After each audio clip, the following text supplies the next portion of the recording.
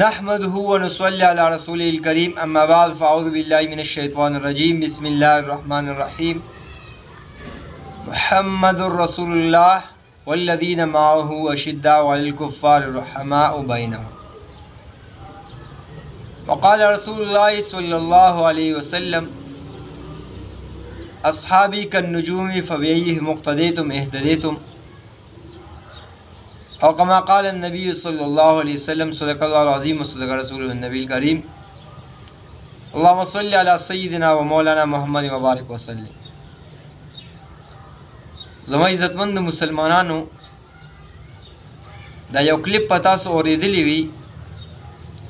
چې یو کس د صحابه کرام مبارکي خصوصا د حضرت عثمان ذوالنورین رضی الله مبارکي غلط بیانی کړی دا ګستاهی کړی دا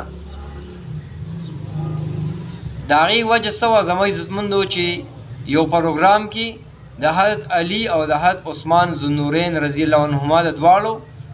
خبره شروع وا چې یاره افضل کم یو دی حضرت علی کرم الله وجهه دی او عثمان ذوالنورین رضی الله عنه دی.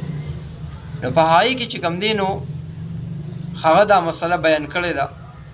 هغه حدیث کم یو حدیث دی. هغه حدیث د بخاری شریف جلد نمبر 1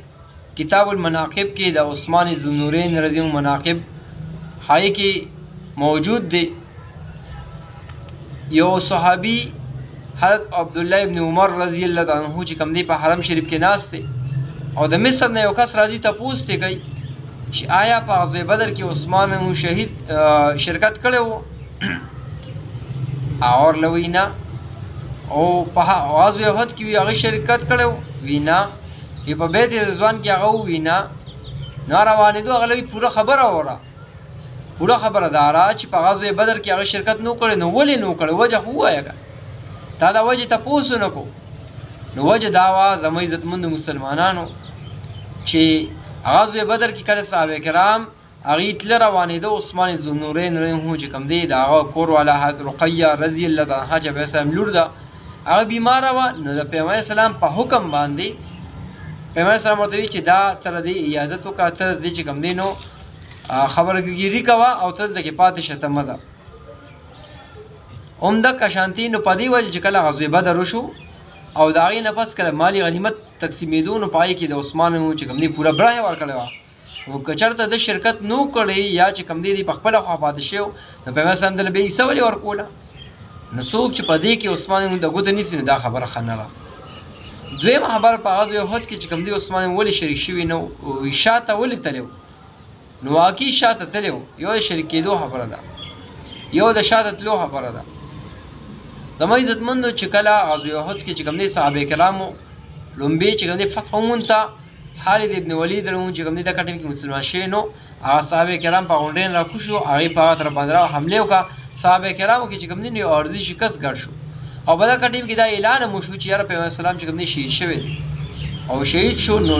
صحابه کرام ډېر زیات وتر یو شیر اوس پس کو یو ډله هغه وا چې هغه وی چې بس پیغمبر اسلام نشته بس مونږ مرزو چې مونږ شهیدان شو خبر ختمي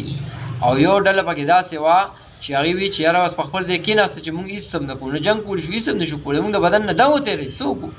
او څو کسان هغه چې هغه پاتې شو واپس روان شو یاره مونږ به سکو د پیغمبر اسلام غم دومره زیات شو کوم دی حالان کې په سورې شعراء کې بیا الله تعالی دا آیات نازل شو ولقد عفا عنهم الله تعالی بهانه مغفرت کړی دا چې له بهانه او عافیت کو خبر ختم شو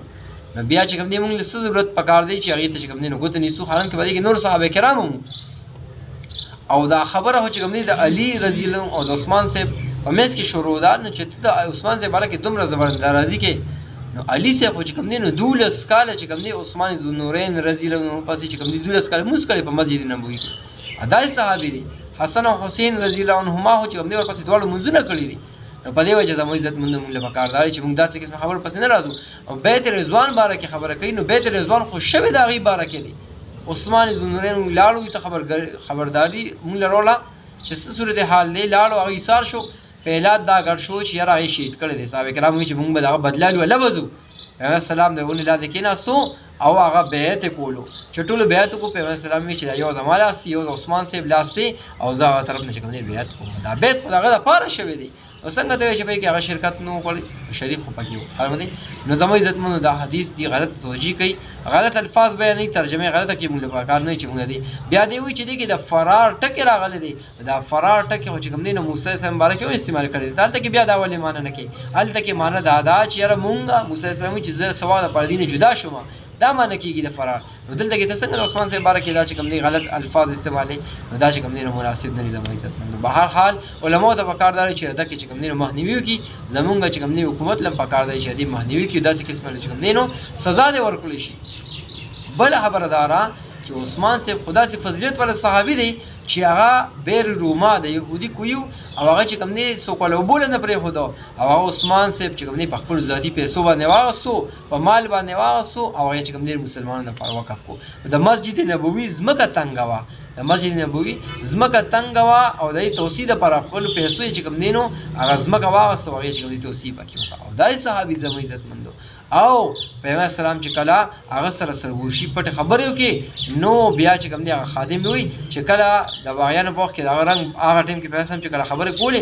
رنګ یې بدلېدو را بدلېدو او چې کله باغیانو بیا په ده باندې حمله کولې ما ورته چې ته دې خلاف اواز ولې نو چېتی وایي چې ما پیغمبر اسلام وی چې په تا به یو فتنه راځي او ته په هغې کې صبر کوې یار مو دی نو دونه پورې نو هغه ډېر اوچت مرتبې والا صحابي دی لومبۍ درجه په صحابه کرام ابوبکر صدیق رضی الله عنه بیا عمر فاروق رضی الله او دریم خلیفہ سوم عثمان ذوالنورین رضی الله تعالی عنه دي چې پیغمبر سلام ورته یو لور ورکا حضرت رقیہ رضی الله تعالی عنها چې دې سره لومې د حبشه هجرت هم کړو بیا د مدینه منورې هجرت هم وکړو او بیا چې کله هغه وفات شو نو پیغمبر سلام خپل دویمه لور چې کوي په نکاح باندې ورکا حضرت ام کلثوم رضی الله تعالی عنها ایوله په نکاح باندې ورکا نمونه په کارداري زموږ عزت چې دی خبر نه خیال ساتو مونږ چې کله په فیسبوک او په نت په یوټیوب وغیرہ باندې بیان اورو لومبۍ د خپل امام تبوس کو چې دا بیان ولا څوک دی دا صحیح دی که نه هسې نه چې مونږ ته چې کوم دی نو په روټۍ کې زهر څوک را نه کړي هسې نه چې په خبره کې مونږ غلط عقاید رو نه ښیي نو مونږ به دک کې نه ځان ساتو زما عزتمندو مونږ له پکار دا چې مونږ صحیح مسله زده کړو او هغه صحیح ورسو د صحابه کرامو باره کې د پیغمبر اسلام پیغمبرانو باره کې داسې قسمه کې چې مونږ ګستاهي هغه قابل قبول نه ده نو مونږ له پکار دی چې مونږ څومره دی په اواز اوچتولی شو اواز به اوچتو څومره زموږ وس انشاءالله هغه وکړو الله دې مونږ له په سلیمان کې د عمل کولو توفیق راکړي